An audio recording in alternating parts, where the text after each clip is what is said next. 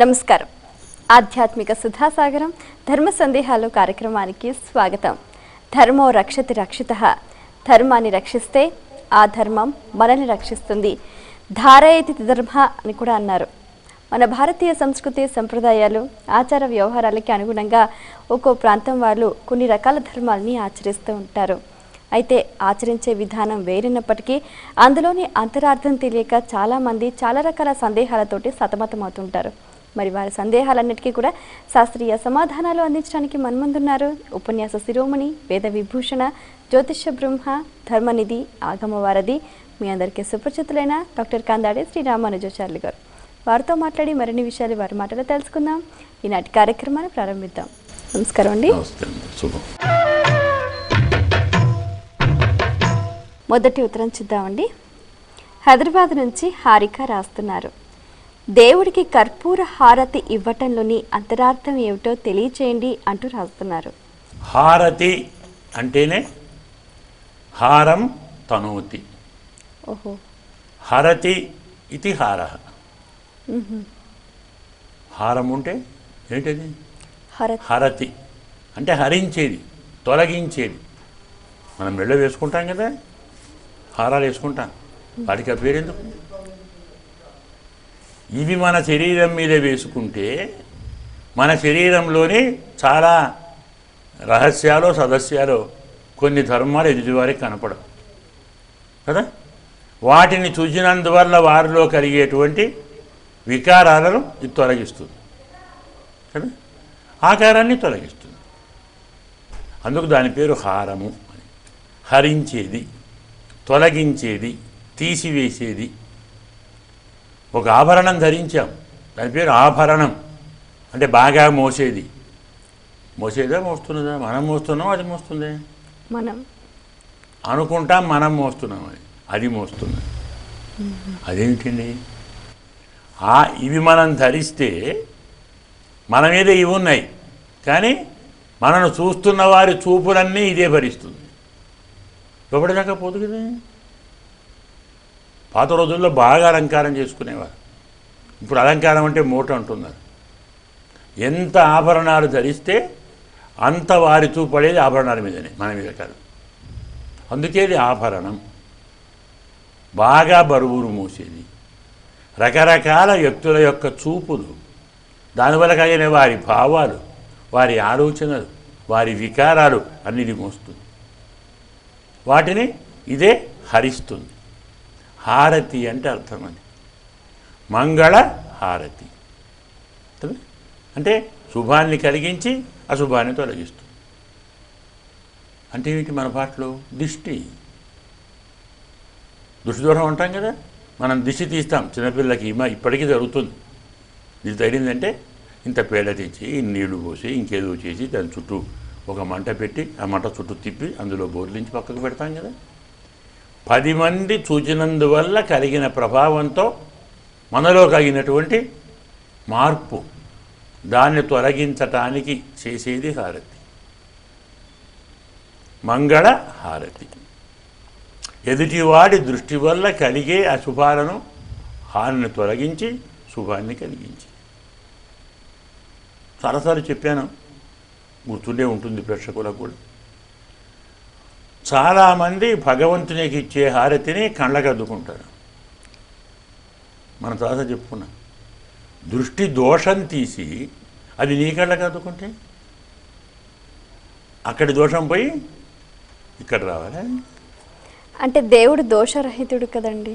దేవుడు దోషరహితుడు కదా. దేవుడు దోషరహితుడే. మనం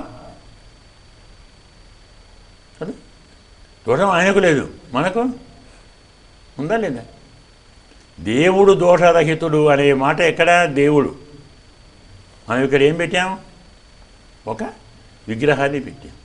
ఆ విగ్రహంలో మనము ఆగమ శాస్త్ర ప్రకారం, ఆయా మంత్ర ప్రక్రియ ప్రకారం మనం అందులో చేర్చాం. ఆ విగ్రహంలో దైవశక్తిని, ప్రాణశక్తిని కదా, ప్రభావాన్ని మనం అందులో చేర్చాం. మంత్రాలతోటి, ధ్యానంతో, యాగంతో, తపస్సుతోటి అందులో చేర్చాం. అది మనం చేర్చినటువంటి శక్తి. దానికి దృష్టి పడుతుందా లేదా? దాన్ని మనం హారతి తీసుకుంటే అది మనకు వస్తుందా లేదా? అందుకే పొరపాటున కూడా హారతిని కనులకు అద్దుకోవద్దు.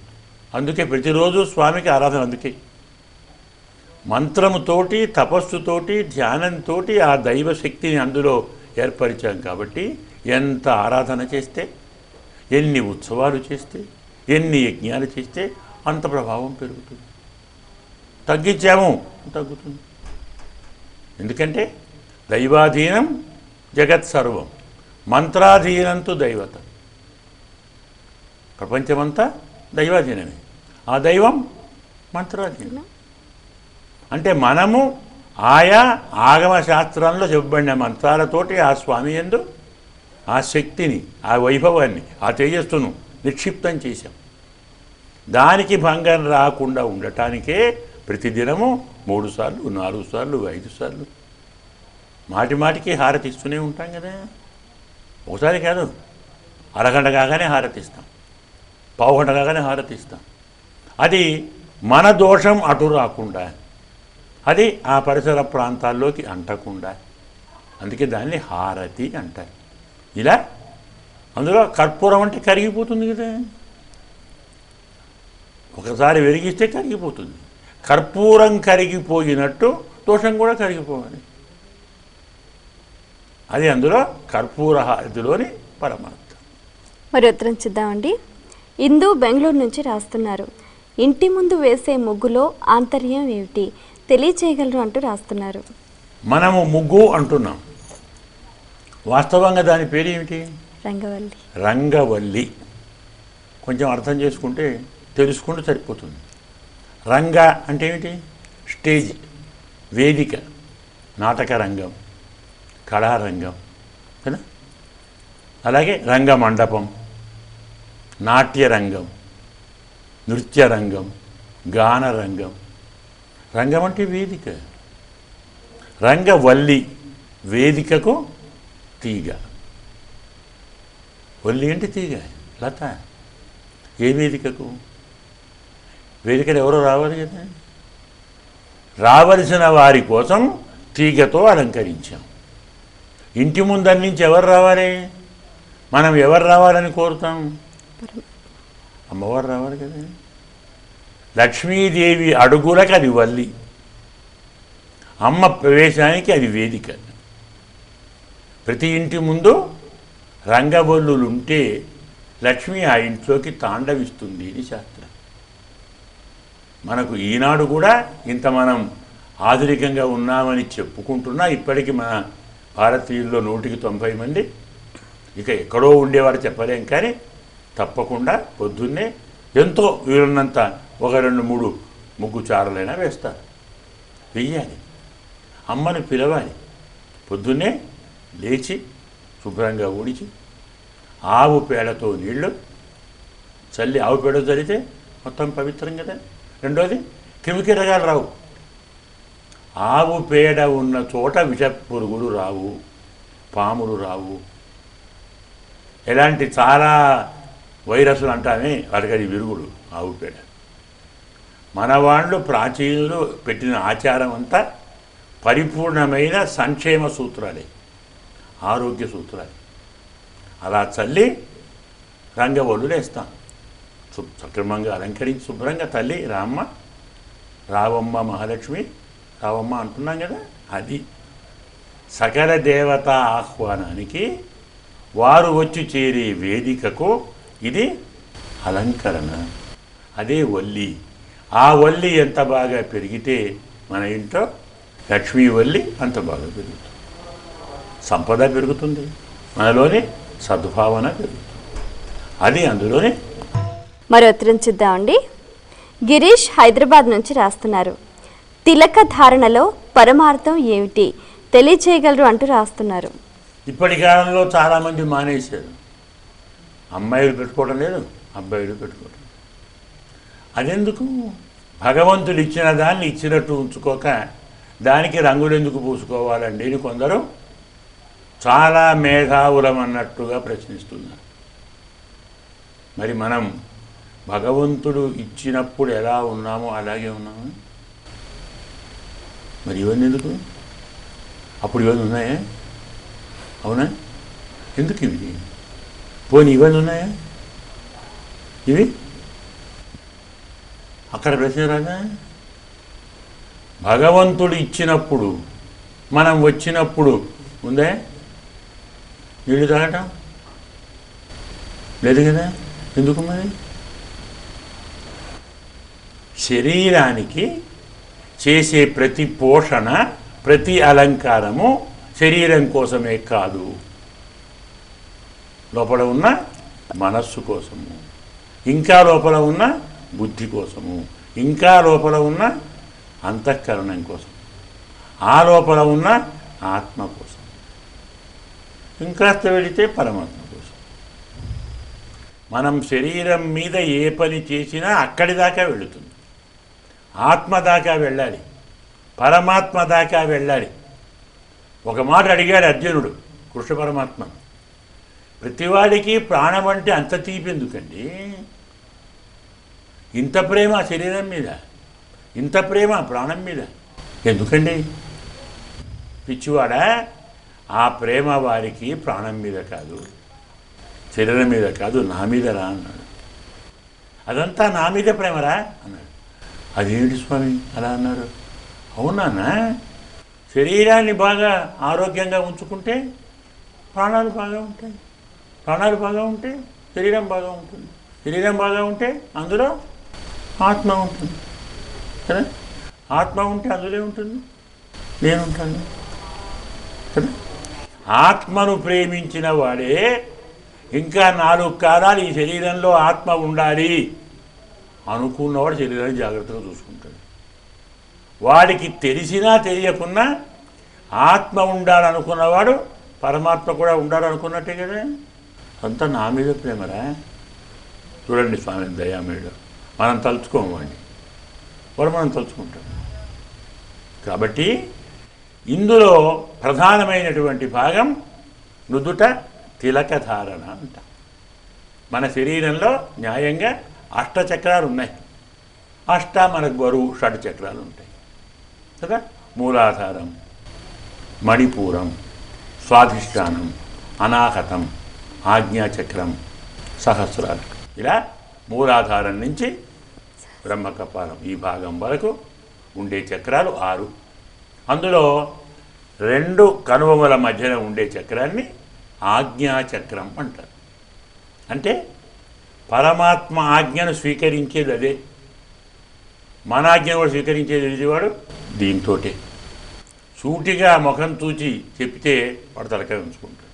మనుషులే కాదు, మనకు ధైర్యం ఉన్నట్టయితే క్రూరముఖం వచ్చిన దాని కళ్ళలోకి కనుమల మధ్య ప్రాంతాన్ని రెప్పవేయకుండా సూటిగా చూడండి, తోక ముడుచుకొని వెళ్ళిపోతుంది. అంత శక్తి ఉంది మన దృష్టికి, కానీ మనకే తెలియదు. అది అలాంటి శక్తి, ఆ ఆజ్ఞాచక్రం 10 మంది దృష్టి పడితే ఆ చక్రంలోని పవర్ తగ్గుతుంది. శరీరాన్ని ఎలాగైతే మనం వస్త్రాలతో కప్పుకుంటున్నామో, శరీరంలోని ఆయా అవయవాలను వస్త్రాలతో కప్పుకుంటున్నట్టుగా చక్రాన్ని కూడా కప్పుకోవాలి. ఆజ్ఞా చక్రాన్ని తిలకంతో కప్పుకో, సహస్రార చక్రాన్ని కేశములతో కప్పుకో కదా. అలాగే స్వాధిష్టానం, మణిపూరం ఉన్నాయి, ఇవి మనకు యోగ ముద్రతో దాన్ని కప్పుకో. మన శక్తి మనలోనే ఉండటానికి, ఎదుటివాడి క్రూర దృష్టి వల్ల శక్తి నశించకుండా ఉండటానికి, మన ఆత్మశక్తిని, దైవశక్తిని, ఆధ్యాత్మిక శక్తిని పెంపొందించటానికి తిలకధారణ కావాలి. మరొక మాట అంటారేమో, మరి ధరించని వాళ్ళండి, చాలా వారిలో ధరించే అలవాటు లేదు, చాలా వారికి ధరించని విషయం కూడా తెలియదు. వాళ్ళనేం చేద్దాం, వారేం చేయాలి? చూస్తూనే ఉన్నారు ఎలా ఉన్నారో, విడిగా పోషణ పర్లేదు కదా. ప్రతి సిద్ధాంతంలో, ప్రతి ఆచారంలో కొన్ని నియమాలు ఉంటాయి, కొన్ని పరిపాట్లు ఉంటాయి, దాన్ని వాళ్ళు పరిపాలిస్తారు. ఈ తిలకధారణ చేయని వాళ్ళు చేసే ప్రార్థనలో, ఆరాధనలో మరొకటో వాళ్ళను కాపాడవచ్చు. మనము ఇది చేయక, అది చేయక, నాకు అది వద్దు ఇది వద్దు అంటే ఇలాగే ఉంటుంది. అందువల్ల మనము కాపాడుకోవటానికి, మన శక్తిని రక్షించుకోవటానికి, ఎదుటి వారి వల్ల మన శక్తి హరించబడకుండా ఉండటానికి, ఎదుటి వారికి మన శక్తిని ప్రసరింప చేయటానికి తిలకధారణ చెయ్యాలి. మరి ఉత్తరం చూద్దామండి. బెంగళూరు నుంచి మధుసూదన్ రాస్తున్నారు. భోజనం ఎన్నిసార్లు తినాలి, ఎంత పరిమాణంలో తినాలి తెలియజేయగలరు అంటూ రాస్తున్నారు. ధర్మశాస్త్రం మనకు చాలా అద్భుతమైన విషయాలు చెప్పింది. ప్రతి వ్యక్తి 3 ధర్మాలను పాటించాలి జీవితమంతా. ఏమిటి? నిత్య స్నాయి, నిత్య ఉపవాసి, నిత్య బ్రహ్మచారి. అంటే ఎప్పుడూ స్నానం చేస్తూనే ఉండాలి, ఎప్పుడూ ఉపవాసం ఉంటూనే ఉండాలి, ఎప్పుడూ బ్రహ్మచర్యంతోనే ఉండాలి. అయ్యే పనేనండి. అమ్మ బాబోయ్ మేమేం చేస్తాం? అపార్థం చేసుకోకండి, దానికి అర్థం అది కాదు. నిత్యస్నాయి అంటే రోజుకు 3 సార్లు స్నానం చేయాలి. పొద్దున, మధ్యాహ్నం, సాయంకాలం. త్రికాల స్నానం చేసిన వాడు నిత్యస్నాయి. నిత్య ఉపవాసి రోజు 2 సార్లు భోజనం చేయాలి. అలా చేసిన వాడు నిత్య ఉపవాసి. నిత్య బ్రహ్మచారి ఏ సమయాలలో, ఏ తిథులలో, ఏ నక్షత్రాలలో స్త్రీ పురుషులు ఒకరినొకరు కలవకూడదని చెప్పారో దాన్ని వదిలిపెట్టు బ్రహ్మచర్యవాడు. శాస్త్ర విధానాన్ని అనుసరించి ప్రవర్తించేవాడు బ్రహ్మచర్య. ఇది విధానం. ఇందులో ప్రధానమైనది మనకు కావాల్సింది నిత్యోపవాసి.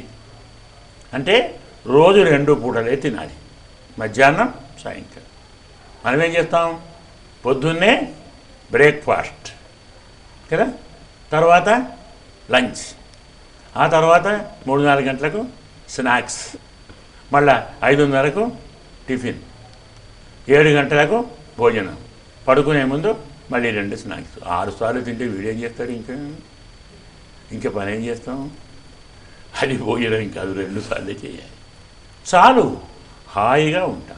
అంటే ఇప్పుడు ప్రస్తుతం ఉన్న కాలమానం ప్రకారం డైట్, న్యూట్రిషన్ అంటే వీటికి అనుగుణంగా కొంచెం ఎక్కువ సార్లు తినాలి అని అంటారు కదండి. ఏ కాలమానమైనా అన్నిసార్లు తినటం శరీరానికి అవసరం కాదు.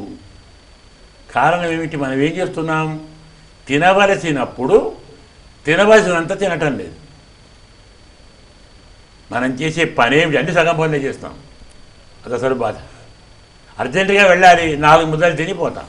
మళ్ళీ ఇంటికి పోయి డాక్టర్ కూడా చెప్తారు, షుగర్ వ్యాధి ఉందా 10 సార్లు తినండి అంటాడు. అదే తినప్పుడలా ఇంత తినండి. అదేం తినడం అవుతుంది? అప్పుడు 4 ముద్దలు, అప్పుడు 4 ముద్దలు, అప్పుడు 4 ముద్దలు తింటే పరిస్థితి ఏమిటి? నీ దృష్టి ఇక్కడ ఉంటుందా, అక్కడ ఉంటుంది కదా. కాబట్టి చేసే పని సగం చేసి సగానికి వాయిదా వేసుకొని ఆ వాయిదాని ఇంకోసారి తిని ఏం పరిస్థితి? దృష్టి మొత్తం తిండి మీదని. ఇంకేముంది?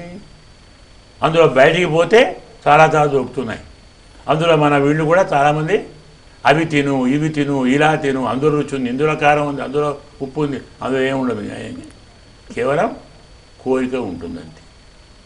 కాబట్టి 2 పూటలే తిను. అది కూడా ఒక్కొక్క పూట షోడశ కబళానాదీత 16 ముద్దలే తినాలి.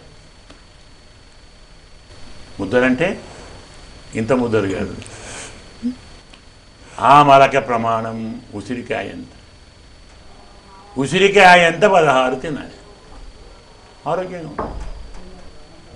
మనమేం చేస్తున్నాం? 16 తింటున్నాం, కానీ మొత్తం కాదు.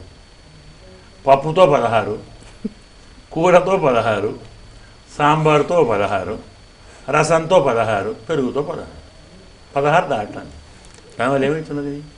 మన ఒళ్ళు మనకే బరువు అవుతుంది, తినగానే నిద్రపోతుంది, శక్తి తగ్గుతుంది. ఆహారం శక్తిని ఇవ్వాలి, శక్తిని పోగొట్టకూడదు. దాని పేరు అన్నం. ఏమంటాం? అన్నం. ఏదైనా అన్నమే. మీరు రొట్టెలు అన్నమే, పూరి అన్నమే. అన్నం అంటే ఏమిటి? తినబడేది. మనము తినేదాన్ని అన్నము అంటాం, మనను తినేదాన్ని కూడా అన్నమే అంటాం. శాస్త్రం ఏదం చెప్పింది, అద్యతే అత్తిచ భూతాని, మన చేతి తినబడుతుంది, మనను తింటుంది. లిమిట్లో తింటే మనం తింటాం, లిమిట్ దాటితే అది మనం తింటుంది. అజీర్ణ భోజనం విషయం కదా చెప్పారు కదా. కాబట్టి ధర్మశాస్త్రం ప్రకారం జీర్ణకోశంలో 50% సగభాగం మాత్రమే ఘనాహారం ఉండాలి, పావు భాగం నీరు ఉండాలి, మిగతా పావు భాగం గాలికి వదలాలి. లోపల జీర్ణకోశంలో గాలి ఉండాలి, నీరు ఉండాలి, అన్నం ఉండాలి. ఎలాగో జీర్ణకోశంలో అగ్ని ఉంది కదా, జఠరాగ్ని ఉంది కదా. జఠరాగ్నిలో పాత్ర మనం ఎలా వండుతాం, పొయ్యిలో పైన పాత్ర పెడతాం, కింద నిప్పు ఉంటుంది, పాత్రలో నీళ్లు పోస్తాం, నీళ్ళలో బియ్యం వేస్తాం, ఉడుకుతుంది. అలాగే ఈ కడుపు, ఈ పాత్రలో ఏం చేయాలి, అన్నం, నీళ్లు, నిప్పు, గాలి. గాలి లేని మండదు కదా, ఇక్కడ ఉందివే ఉడుకుతుంది అంటే అడుగుతుంది. ఇప్పుడు నీరు తగ్గించినా గాలి తగ్గించినా అరగదు. మనం ఏం చేస్తాం, ఆహా ఊరకాయ చాలా బాగుందండి, సాంబారు మరీ బాగుంది, ఇంకో 4 ముద్దలు లాగే. నీవు మరో 4 ఎక్కువ తింటే నీ గాలికి ప్లేస్ లేదు, నువ్వు తాగే నీరుకు ప్లేస్ లేదు. మొత్తం ఇదే నిండితే మరి లోపల గాలి ఆడాలా వద్దా? ఏం చేస్తుంది అది? గాలి పైకి నెడుతుంది, మనం తిన్నదాన్ని పైకి నెడుతుంది. అంటే ఏమవుతుంది, బయటకు వస్తుంది కదా, రాదు. బాగా అలా పైకి తోస్తుంటే ఇదంతా మంట, నప్పి, ఆయాసం, తేన్పులు, దాన్ని ఎజిడిటీ, గ్యాస్ అంటాం కదా. ఇదే కారణం. తినవలసినంతే తినండి. మీ కోశంలో సగభాగమే అన్నంతో నింపండి, పావు భాగం నీరుతో నింపండి, ఇంకో పావు భాగం గాలికి అవకాశం ఇవ్వండి. అవన్నీ కలుస్తాయి, హాయిగా ఉడుకుతాయి, అరుగుతాయి, ఆరోగ్యంగా ఉంటాం. శరీరం బాగుంటుంది, మనస్సు బాగుంటుంది, ఉత్సాహం కూడా ఉంటుంది. బాగా తింటే అరసట ఆయాసం పనిచేయలేమే. అందువల్ల ఈ సూత్రాలు దృష్టిలో పెట్టుకొని ఆహారం తీసుకుంటే మనం బాగుంటాం, పక్క వాళ్ళు బాగుంటాం. చాలా సంతోషం అండి, మీ అమూల్యమైన సమయాన్ని కేటాయించి మా ప్రేక్షకుల ధర్మ సందేహాలకు శాస్త్రీయ సమాధానాలు అందించినందుకు.